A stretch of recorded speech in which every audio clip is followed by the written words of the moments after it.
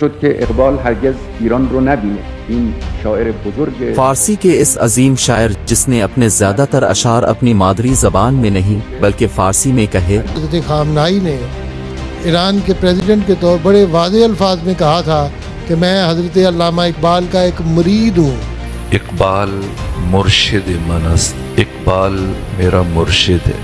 رہبر معظم فرماتے میں اقبال کا مرید ہوں، میں اقبال کا پیروکار ہوں، میں اقبال کے فکر کو بلکہ ملت ایران سے شکوہ کیا۔ 2.5 گھنٹے کی مجلس ہے رہبر معظم کی اقبال کے بارے میں، اور چھپ چکی ہے ستارہ مشرق کے نام سے۔ اس کتاب کے اندر رہبر معظم فرماتے ہیں کہ ایرانی اسکالر، ایرانی دانشوروں سے شکوہ کرتے ہیں کہ تم نے اتنے سال غفلت برتی، اقبال کی فکر کو ایران کیوں منتقل نہیں ہونے دیا؟